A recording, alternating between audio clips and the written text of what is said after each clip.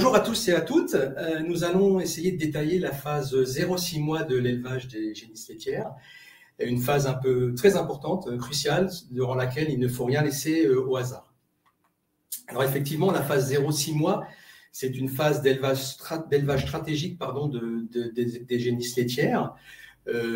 Assurer une bonne croissance sur cette phase est très important puisque la petite génisse d'aujourd'hui sera bien sûr la future vache laitière de l'élevage laitier de demain, enfin la future vache laitière de demain de l'élevage, avec bien sûr son potentiel de production laitier, son potentiel de reproduction, son potentiel de génétique, et c'est aussi une source future de revenus pour l'élevage.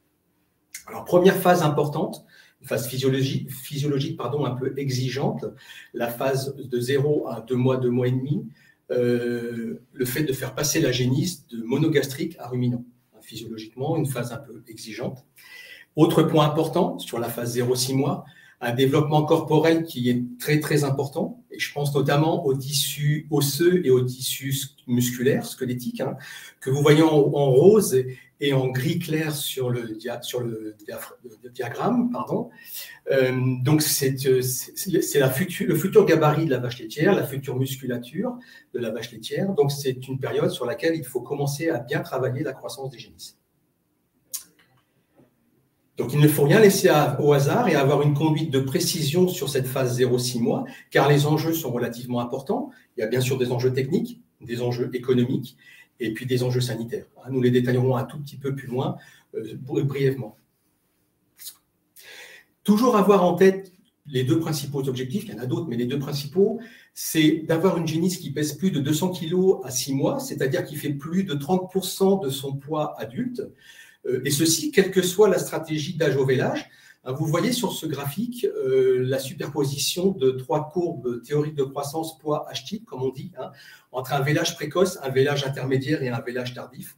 Et vous pouvez constater que ces trois courbes se superposent identiquement, même pareil, sur la phase 0-6 mois. Donc, quelle que soit la stratégie d'âge au vélage, la phase 0-6 mois, la croissance est similaire. C'est après 6 mois que la croissance est plus ou moins soutenue selon l'objectif d'âge au vélage, enfin d'âge au premier vélage. Deuxième objectif à avoir toujours en tête, avoir un GMQ de 900 grammes sur cette période 0-6 mois. Alors, vous le savez, l'épigénétique, c'est-à-dire l'influence de l'environnement au sens large du terme, c'est-à-dire sur l'expression des gènes, c'est-à-dire la façon en fait dont on va élever la génisse, va moduler positivement ou négativement le potentiel génétique initial de l'animal. Et ces modulations positives ou négatives dépendent de 4 grands facteurs autour de l'épigénétique: la conduite des animaux, l'alimentation qu'on leur fournit, leur environnement, c'est-à-dire essentiellement leurs conditions de logement, et puis les pathologies qu'elles vont éventuellement rencontrer durant leur phase d'élevage. Alors, il faut bien sûr ne rien laisser au hasard parce que les enjeux sur la phase 0-6 mois sont relativement importants. J'en ai détaillé 4 enjeux principaux. Vous le savez, on le dit fréquemment sur le terrain, tout retard de croissance sur cette phase-là, 0-6 mois, se rattrape difficilement. C'est quasiment impossible. Deuxième point important, c'est aussi sur cette phase-là, 0-6 mois, qu'on va optimiser le potentiel lait de la future vache laitière. Il faut savoir que différentes études ont montré que 100 grammes de GMQ en plus entre 0 et 2 mois d'âge, donc avant sevrage, c'est environ, selon les études, 155 litres de lait en plus en première lactation. Alors vous allez me dire pourquoi cela? Eh bien, c'est parce que le tissu primordial, originel de la mamelle, se met notamment en place sur cette période-là. Vous avez ici 2 photos issues de la thèse d'Adam Geiger du Wisconsin. 2 photos de 2 trayons, 2 quartiers, de 2 génisses différents, mais sevrés au même âge. Et vous constatez que sur la photo de droite, donc la génisse de droite, le tissu mammaire est 3 fois plus développé que celui de gauche, que celui de la génisse de gauche. Tout bêtement parce qu'on a un petit peu plus nourri cette génisse avec un plan lacté un peu plus poussé en termes de volume, 10 litres, et en termes de qualité de poudre de lait avec un 28 de matière azotée. La phase 0-6 mois, le troisième enjeu, c'est aussi une période sur laquelle la génisse est censée éviter le plus possible toutes les pathologies juvéniles qui pourraient hypothéquer sa carrière, voire sa vie, sa survie. Et c'est aussi une phase qui peut impacter rapidement le retour sur investissement des frais d'élevage de la génisse, parce que avec la possibilité, par exemple, d'abaisser l'âge au vélage, donc d'augmenter la part de vie productive de la génisse au final, à la réforme similaire, donc d'avoir plus de lait par jour de vie, et donc d'avoir un animal qui, au final, sur sa carrière, sera plus rentable. Alors, on va détailler maintenant la période 0-6 mois, et pour ce faire, j'ai choisi de la diviser classiquement en 4 sous-périodes. Alors, l'accueil du veau, période très importante, la phase lactée, le sevrage et le post-sevrage. Alors, tout d'abord, l'accueil du veau. Une période hyper importante où le temps passé autour du veau n'est jamais du temps perdu. Donc, tout d'abord, essayez de faire naître le veau dans un environnement au microbisme le mieux géré et le plus faible possible, bien sûr. Et même si ça va peut-être choquer certains, je vais dire, séparer rapidement le veau de sa mère, pour plusieurs raisons. Pour le soustraire notamment aux premiers microbes qu'il peut rencontrer, et je pense notamment à celui qu'il peut rencontrer en tétant le crayon sale de sa mère, notamment quand les vélages se passent en bâtiment l'hiver. C'est vrai qu'au pâturage, c'est un peu moins vrai. Et soustraire aussi le veau au portage de sa mère qui porte des pathogènes à bas bruit, qui n'embêtent pas elle, sa mère, mais qui peuvent ensemencer, entre guillemets, déjà à la naissance le veau. Je pense notamment aux virus et aux bactéries responsables des diarrhées, des troubles respiratoires, les parasites comme la crypto, la coccidiose, et puis la paratube dont on a parlé juste avant dans le webinaire précédent. Donc, séparer rapidement la mère du veau. Deuxième chose importante autour du vélage, à l'accueil du veau, désinfecter l'ombilic, le nombril.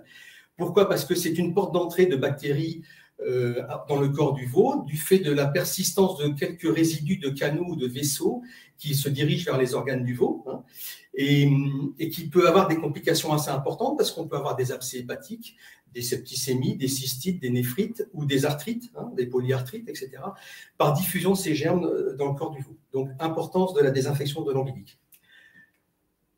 Troisième chose à la naissance du veau, vous le savez tous, la prise de colostrum. Alors bien sûr, la prise de colostrum pour assurer une immunité au veau, transmettre l'immunité au veau, qu'on appelle une immunité passive, puisqu'on la transmet de façon passive. Il ne la fabrique pas lui-même pour les quelques semaines à venir.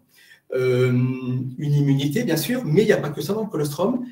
C'est aussi un transfert de nutriments, je pense notamment à l'énergie, très importante, d'oligo-éléments et de vitamines, dont certaines ne passent pas par le cordon ombilical. Donc, c'est par le colostrum qui va avoir ses premières doses. Je pense notamment aux vitamines A, D et E. Des hormones et des facteurs de croissance qui sont hyper importants pour le développement corporel que nous avons vu dans les diapos précédentes. Il faut savoir qu'un veau a 4 fois moins de réserve corporelle à la naissance qu'un nourrisson. Et donc, c'est d'autant plus important pour le veau de prendre rapidement le colostrum. Alors, il y a 4 grandes règles de gestion du colostrum à la naissance du veau. Première règle, une récolte précoce du colostrum et une distribution rapide au veau. Alors, récolte précoce, pourquoi? Parce qu'il n'est pas rare, il est très fréquent de voir une déconcentration de plus de 20% des colostrums si on attend 12-14 heures après vélage. Deuxième point, distribution rapide au veau, ça vous le savez, on a 6 heures pour faire prendre 200 grammes d'anticorps au veau. Donc, il y a une véritable course contre la montre parce qu'au fil du temps, les intestins deviennent imperméables au passage des anticorps et les anticorps n'arrivent plus dans le sang du veau. Donc voilà, c'est pour cette raison que la distribution doit être très rapide au veau. Deuxième règle autour du colostrum, une récolte hygiénique. Alors ça, c'est pas toujours su des éleveurs, mais c'est une réalité. Plus le colostrum est chargé en bactéries, et non pas que vous travaillez salement, je veux dire, mais que voilà, on est au milieu d'une étape, etc. Plus le colostrum sera chargé en bactéries, moins l'absorption intestinale sera efficace et moins d'anticorps arriveront dans le sang du veau. Donc, être très vigilant sur l'hygiène du crayon avant la récolte du colostrum. Troisième règle, toujours vérifier la qualité du colostrum, parce qu'on ne peut pas juger de la qualité du colostrum sur son visu, sur l'aspect macroscopique qu'il a. Il faut savoir les bons colostrums sont des colostrums qui contiennent plus de 50 grammes d'immunoglobuline par litre de colostrum. Immunoglobuline G, c'est en fait le grand nom scientifique des anticorps. Donc plus de 50 grammes, ce qui correspond avec l'outil le plus pratique sur le terrain, le réfractomètre à degré Brix, qui est très utilisé, qui est le plus pratique. Ça correspond à une valeur supérieure à 22 degrés Brix au réfractomètre. Et quatrième règle, toujours ajuster la quantité distribuée de colostrum dans les 6 premières heures de vie au veau en fonction de sa richesse. J'ai dit qu'il fallait absorber 200 grammes d'anticorps, faire absorber 200 grammes d'anticorps au petit veau. Ça correspond donc à 4 litres d'un colostrum à au moins 22 degrés Brix. Si le colostrum est par exemple à 15, c'est impossible de lui transférer une bonne immunité. Le volume à devoir ingurgiter serait trop important. Dernier point sur la période accueil du veau, le confort thermique du logement. Vous savez que le petit veau est bien à plus 7 à un nouveau-né, plus 5 à un veau d'une semaine, jusqu'à un mois, donc plus 5 degrés Celsius. Donc, pourquoi? Parce qu'il dégage assez peu de chaleur, il réchauffe très peu son environnement. Hein. C'est une petite lampe de 60 watts, contrairement à sa mère, qui avec une ponce et un rumen qui fonctionne au maximum, c'est 1200 watts, hein, c'est 20 fois plus. Donc, être très vigilant sur l'épaisseur de lit de paille sous le veau. Hein. Et aussi, une vigilance doit être apportée aux parois froides. Aucun contact, si possible, du veau avec une paroi froide, je pense au mur, hein, en béton, parce qu'il y a des grosses déperditions de chaleur du petit veau par conduction avec les parois. Après la phase d'accueil, nous allons aborder donc la phase lactée. Hein.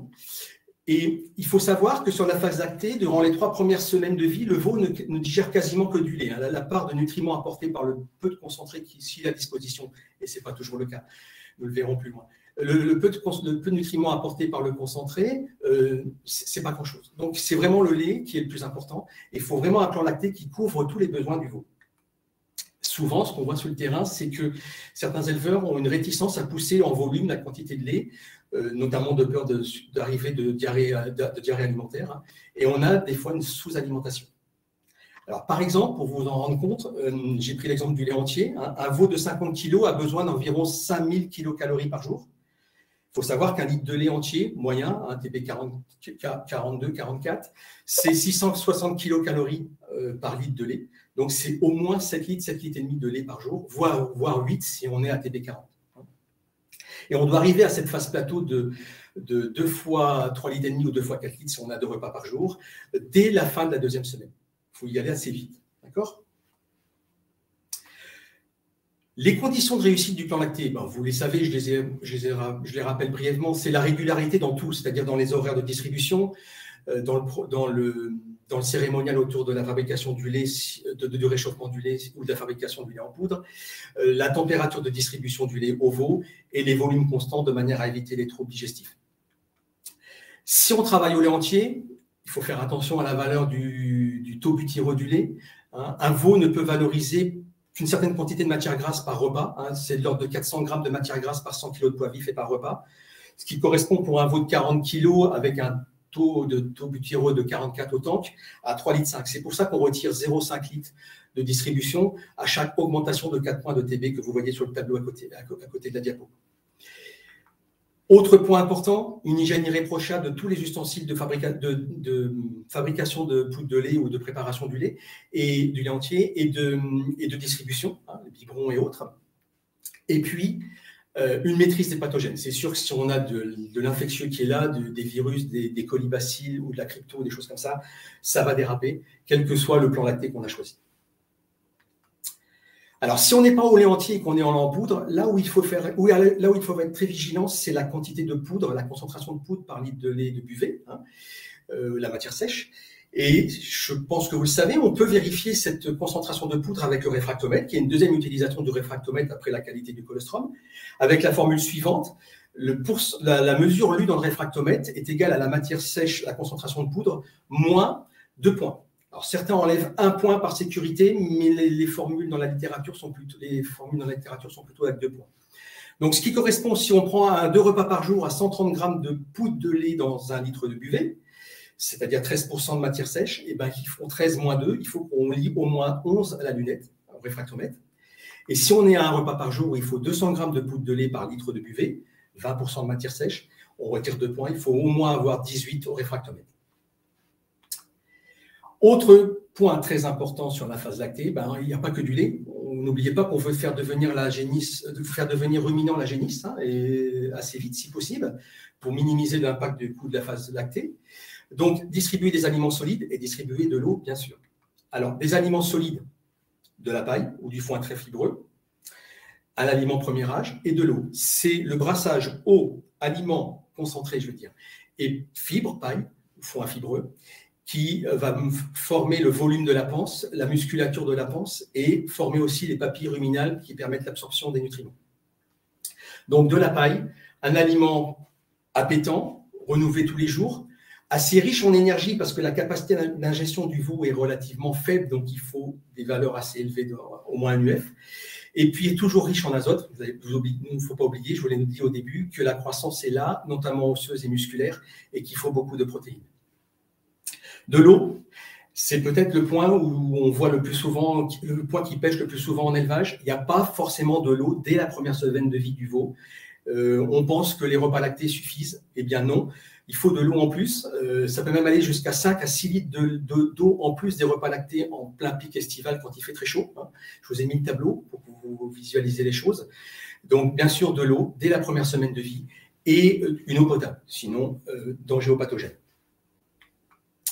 Dernier point sur la phase lactée, il faut, vous savez, c'est là qu'attaquent les diarrhées infectieuses entre 3 jours et 21 jours. Donc, c'est la prévention des diarrhées infectieuses. Alors, je mets toujours un iceberg, moi, parce que j'aime bien, parce que c'est 90% du boulot, c'est de la conduite zootechnique. C'est bien sûr réduire la pression infectieuse dans le milieu, le microbisme, par la désinfection entre deux veaux du logement individuel et puis la désinfection du logement collectif. Ensuite, et puis, booster l'immunité du veau, qui est le maximum de défense pour se défendre contre les agresseurs. On vient de le voir, la prise de colostrum, mais après, ça doit s'enchaîner par une bonne alimentation équilibrée et ne pas oublier le minéral qui est très important, les oligos et les vitamines, très importants pour les défenses immunitaires. Dans certaines fermes, exploitations, effectivement, on a besoin d'aller chercher 10% supplémentaires qui sont amenés par le vaccin parce qu'on a certains pathogènes chez soi qui le nécessitent. Et dans ce cas-là, il faut toujours faire une analyse pour bien faire matcher, correspondre ce que peut apporter en protection le vaccin et les agresseurs qu'on a mis en évidence chez soi. Après la phase lactée, nous allons passer au sevrage. Alors le sevrage, je me suis permis de remettre les critères de sevrage. Vous savez qu'il faut que le veau consomme au moins 2 kg de concentré, qu'il ait doublé son poids de naissance, c'est les conditions, et qu'il soit en bonne santé. Si ces 3 critères ne sont pas présents, mieux vaut décaler le sevrage d'une semaine ou deux jusqu'à temps qu'on ait ces 3 critères présents. Les dernières recommandations sur le sevrage, c'est de faire 2 paliers de régression du lait, 2 paliers de 5 à 7 jours de régression du lait en divisant la quantité de lait distribuée par 2 à chaque palier, de manière à inciter le veau à manger de l'aliment. Et qui n'est pas du jour au lendemain arrêt du lait et passage à un aliment que solide, où là, ça peut un petit peu patiner, entre guillemets, et on peut perdre du GMQ. Le sevrage, c'est une période qui doit être toujours faite en douceur pour éviter tout décrochage. C'est déjà en lui-même un stress de sevrer un veau, ça va changer son habitude. Ça peut avoir, donc, tout stress a un impact sur l'immunité et peut donc du coup enchaîner sur des pathologies qui se déclarent. Donc, un seul stress à la fois, il ne faut pas cumuler les stress. Et donc, ce n'est pas au sevrage qu'il faut le changer de bâtiment, qu'il faut le changer de l'eau, qu'il faut le changer d'aliment. Ça doit avoir lieu avant ou après, mais pas au moment du sevrage. Il ne faut pas trop de manipulation. Je pense au traitement, à la tonte de la ligne du dos, au vermifuge, au vaccin, etc. Autre point important, pour qu'un sevrage se passe bien, c'est faciliter l'accès à la nourriture solide au veau. Donc, concernant le concentré, plutôt positionner l'auge dans la case des veaux. Et par rapport à la fibre, s'il y a un râtelier, attention à la vigilance de la hauteur du râtelier, au moins 70 cm. Et pour la préhension des fibres, un espacement des barreaux correct, c'est-à-dire au moins 2 cm pour les petits veaux. Autre point important, ne jamais négliger l'apport d'oligo et de vitamines, donc de compléments minéraux. C'est toujours incorporé dans les aliments prêts à l'emploi du commerce, mais quand on fait une ration fermière, il ne faut surtout pas l'oublier, c'est le bouclier contre les agresseurs, le bouclier immunitaire contre les agresseurs. Et information, on a un marqueur sanguin qui permet de juger du bon moment du sevrage. C'est le dosage du bêta-hydroxybutyrate, un peu le même marqueur que pour l'acétonymie des vaches. Et quand on est à plus de 0,2, c'est que le veau consomme plus de 2 kg de concentré et qu'il est donc sevrable. On peut objectiver par le sang. Dernière phase, le post-sevrage. Alors, bien sûr, on continue à avoir une ration équilibrée, non acidogène. Si on la fabrique soi-même, il faut être très vigilant. Plus une ration est acidogène, plus c'est une porte d'entrée pour les pathologies par affaiblissement de l'immunité. Et je pense notamment à la coccidiose, qui profite d'une ration subacidogène pour s'implanter. Et puis toujours un apport suffisant de matière azotée, puisque la croissance musculaire et osseuse dont je vous ai parlé au début est toujours présente, bien sûr. C'est aussi une période, le post-sevrage, où on voit apparaître les troubles respiratoires et il faut les éviter. Et pour les éviter, il faut jouer sur les 3 grands facteurs de risque de pneumonie, hein, les troubles respiratoires, c'est-à-dire limiter la présence des pathogènes, développer les défenses du veau pour diminuer sa sensibilité aux pathologies, individuelles aux pathologies, et puis lui donner un environnement le plus sain possible et le plus aéré et le mieux ventilé possible. Alors, pour faire rapidement, détailler rapidement ces 3 points, pour limiter les pathogènes, nous avons une arme, c'est la vaccination, hein, contre certaines bactéries et certains virus respiratoires. Là, pareil, toujours des analyses pour faire matcher le vaccin avec ce qu'on a mis en évidence dans son exploitation. Pour booster l'immunité des veaux, eh bien sûr, il faut penser à l'équilibrage de la ration, à la quantité suffisante, pas de stress, je viens de le dire avec le sevrage, et puis gérer les parasites qui peuvent affaiblir l'immunité. Nous allons y revenir juste après. Et puis, lui fournir un environnement le mieux possible au niveau ambiance et ventilation. Donc, être vigilant sur la ventilation des nurseries, car c'est souvent plus de 50% des cas de cause de troubles respiratoires dans les élevages. Alors, si vous voulez revoir dans le détail ces points-là, je vous invite à revoir le webinaire de l'année dernière où j'avais un petit peu détaillé ces choses-là. Dernier point sur le avant-dernier point, pardon, sur le post-sevrage, gérer le parasitisme en bâtiment. Alors, bien sûr, la coccidiose, très connue par les éleveurs, qui attaque entre 3-4 semaines et jusqu'à 6-8 mois de vie, très connue, prise en charge par les éleveurs, favorisée par une subacidose, par des transitions brutales, par des stress, par une litière très humide, donc un défaut d'ambiance ou trop de densité animale au mètre carré. Ça, les éleveurs la connaissent bien, la coccidiose. Par contre, assez peu d'éleveurs connaissent encore les strongs de bâtiment, bien qu'on leur en parle de plus en plus. Il y a des strongs dans les bâtiments, il n'y a pas des strongs que sur les pâtures, des ascaris, des strongyloïdes et des trichures en fonction de l'avancée en mois de vie des veaux, qui provoquent des défauts de croissance, un poil piqué, un poil terne, mais surtout, enfin pas que surtout, mais aussi, ils modulent la réponse immunitaire et ils polarisent la réponse immunitaire vers les défenses antiparasites, puisqu'il s'agit de parasites, et ils laissent un petit peu la porte d'entrée aux virus et aux bactéries, et ça peut être un facteur aggravant de l'arrivée de troubles notamment pulmonaires. Alors, pour savoir si on a ces parasites, bien sûr, une expertise est nécessaire. Hein. Suis-je concerné ou pas? Il faut faire une analyse. Le plus simple, même la seule analyse possible, c'est la CoPro, hein, une analyse de pouls. Après, à quel niveau je suis concerné? Parce que qu'il y en ait un petit peu, c'est normal, qu'il y en ait beaucoup, c'est trop. Donc là, s'il y en a beaucoup, ai-je besoin d'une prévention? Et dans toute cette démarche-là, bien sûr, votre vétérinaire sanitaire peut vous accompagner. Dernier point sur le post-sevrage, mais j'ai agrandi la flèche puisque je l'ai mis en dernier sur le post-sevrage, mais bien sûr, la biosécurité dans les élevages, c'est sur tous les postes, tous les âges. Donc, au niveau de l'atelier nurserie, de l'atelier génisse, la biosécurité, les 2 points, pour moi, importants sont limiter l'accès des visiteurs à la nurserie et puis l'hygiène. Et quand je parle d'hygiène, je vais un petit peu enfoncer des portes ouvertes, mais un lave-botte, des brosses et un pédiluve, chose qu'on voit encore relativement assez rarement, sont primordiales pour les nurseries. Alors pour conclure, voilà, vous avez vu que la phase 0-6 mois, il faut suivre 3 grands fondamentaux si on veut résumer. Un bon démarrage du veau, donc ça vaut le coup de passer du temps au démarrage du veau, à sa naissance, ce n'est pas du temps perdu. Une croissance maximale jusqu'à 6 mois. Et puis, maîtriser tous les aspects sanitaires qui peuvent être présents, les diarrhées, les troubles respiratoires et le parasitisme. Je vais me permettre de terminer par un adage, par une phrase connue. On ne pilote que ce que l'on mesure. Donc, bien sûr, il faut mesurer, contrôler les résultats, voir si on est dans les clous. Et s'il y a besoin, ajuster et corriger ces pratiques de manière à avoir l'objectif qu'on s'est fixé. Et nous avons des outils pour ça. Les outils, bien sûr, pour la mesure de la croissance, enfin, le contrôle de la croissance des génisses, le plus fiable reste la pesée. Je ne veux pas jeter l'eau propre sur le tour de poitrine, la barimétrie, bien sûr que non, mais vous le savez, on a une imprécision de 10%, voire 20% au-delà de 8-9 mois de la barimétrie par rapport à l'estimation des poids. Donc le plus fiable, bien sûr, ça reste la pesée. Et puis il y a plein d'autres outils dont je vous ai déjà parlé dans le diaporama. Hein. Je pense au réfractomètre, je pense aux mesures sanguines de la glycémie pour voir si on a pris assez de colostrum ou si le plan lacté nourrit suffisamment le veau. Hein. Donc 4 heures après le repas, on doit avoir des taux de glycémie corrects. Je vous ai parlé du bêta-hydroxybutyrate pour juger ou non du moment du sevrage. On peut bien sûr faire des analyses pour rechercher les pathogènes quand il y a des crises sanitaires, sanitaires, des parasites, des virus, des bactéries. On peut faire une expertise ventilation de la nurserie, hein, cause importante de troubles respiratoires. Analyser ses fourrages, ne pas hésiter, être bien certain de la valeur de ses fourrages pour bien caler les rations en post-sevrage. Voilà. Et toutes ces choses-là, bien sûr, sont des éléments qui sont abordés tous les jours par les conseillers de littoral normand et de Synergie, sauf la région plus grande que le littoral normand, par les équipes génistes et par les conseillers d'élevage habituels, et qui apportent leur expertise sur ces éléments-là dans toutes les exploitations.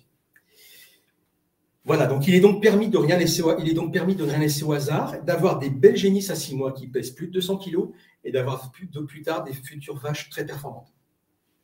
Je vous remercie de votre attention. Merci Jean-Michel. Très bien, super intervention. C'était sûr. Alors, pour information, donc vous pourrez revoir cette intervention, l'intervention de Jean-Michel sur les veaux en replay, donc soit sur la chaîne YouTube, donc cette vidéo sera postée dans la fin de journée ou d'ici demain. Et sinon, vous pouvez aussi avoir accès au replay que vous allez recevoir. Vous allez recevoir un lien à l'issue de cette conférence. Jean-Michel, il y a des questions pour toi. On va essayer d'y répondre. Comment peut-on vérifier la qualité du transfert d'immunité au veau? D'accord. Alors, la première chose à faire, c'est de mesurer le taux d'anticorps dans le sang des veaux. C'est-à-dire, on prend 5 veaux. On fait une prise de sang entre 48 heures et 7 jours après la naissance, c'est la prise de colostrum. Et on mesure le taux d'anticorps dans le sang des veaux. On doit être au moins à 10, voire même 12. Dans les fermes où il y a des pathologies, on conseille plutôt 12 grammes d'anticorps par litre de sang. Si on y est, tout va bien, le job est bien fait. Si on n'y est pas, on croise avec la qualité des colostrums qu'on a vu au réfractomètre. Si la qualité des colostrums n'est pas bonne, bah bien sûr, c'est normal qu'à l'arrivée dans le sang du veau, ce n'est pas bon non plus. Donc, il faut revoir ces pratiques au niveau des taris, notamment de conduite et d'alimentation en prépapellage, pour avoir des bons colostrums, notamment le taux d'apport de protéines et puis le minéral, entre autres. Et si les colostrums sont bons et que dans le sang du veau, on n'est pas au rendez-vous, alors là, il faut remettre un petit peu en cause ces pratiques, c'est qu'on n'a pas été bon quelque part. On a donné le colostrum trop tardivement ou pas en assez grande quantité, ou alors il était trop chargé en bactéries. Je vous l'ai dit, hein, une charge bactérienne très importante dans le colostrum limite l'absorption des anticorps. Voilà. Merci Jean-Michel. Encore, il y a d'autres questions. Hein.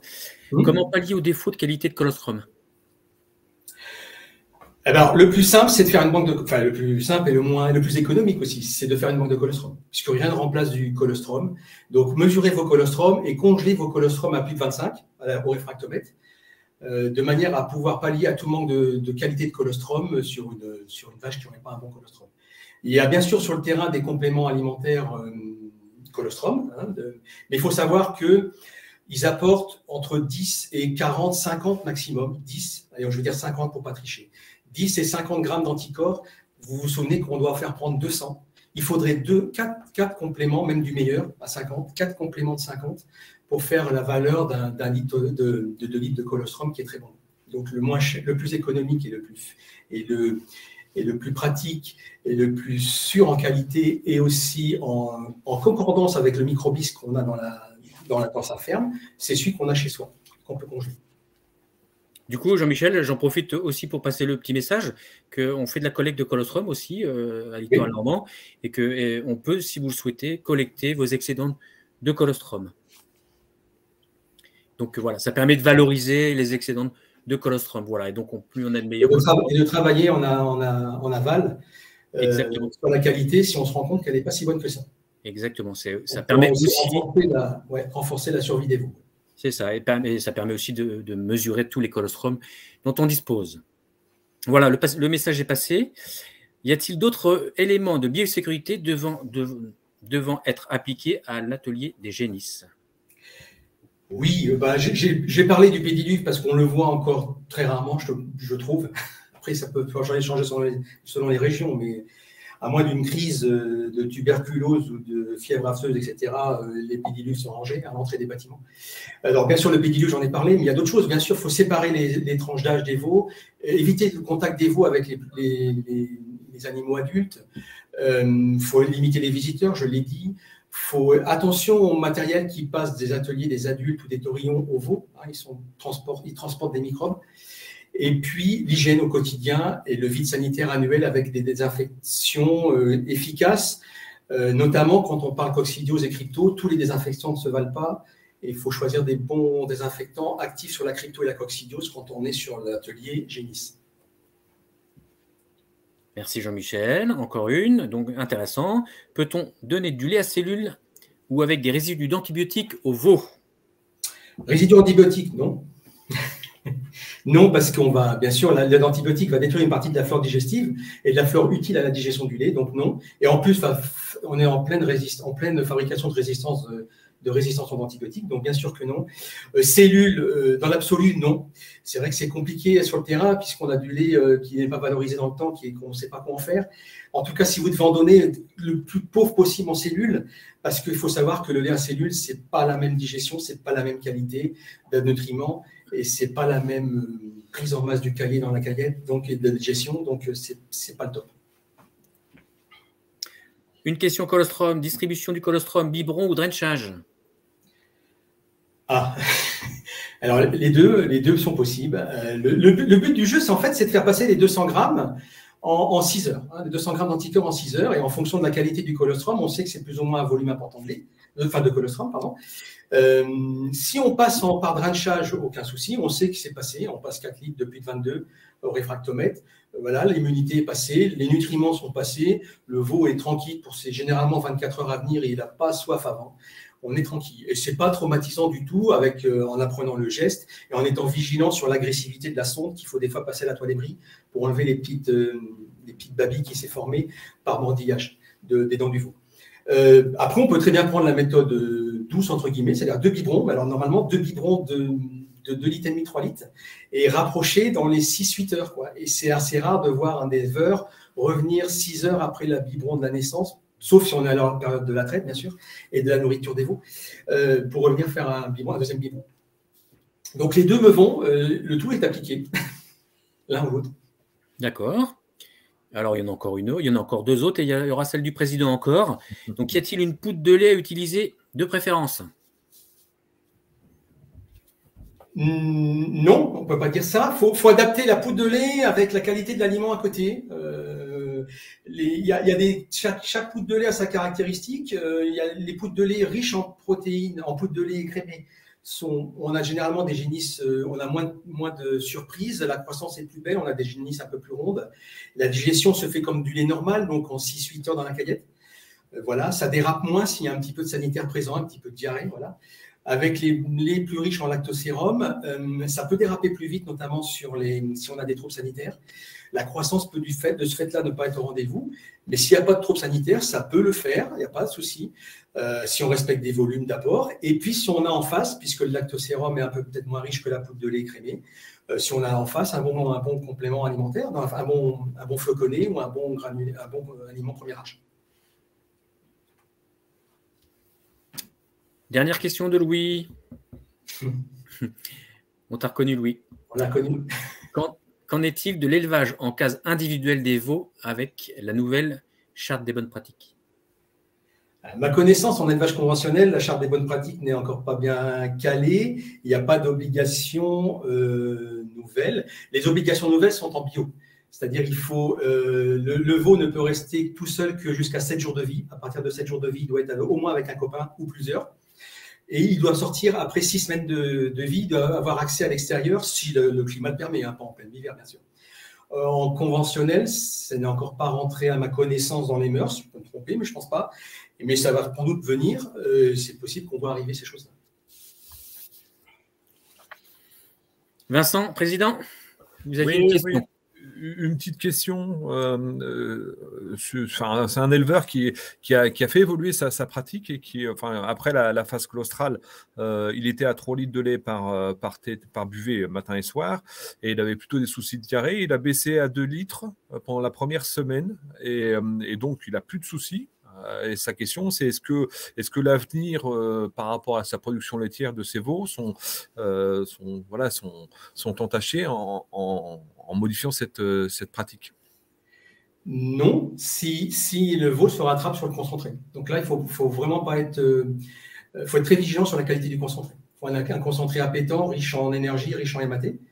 Mais le veau peut avoir un plan lacté plus léger et se rattraper sur le concentré. Le principal, c'est d'arriver à 200 kg à 6 mois et de suivre la croissance. Merci. À bientôt à tous.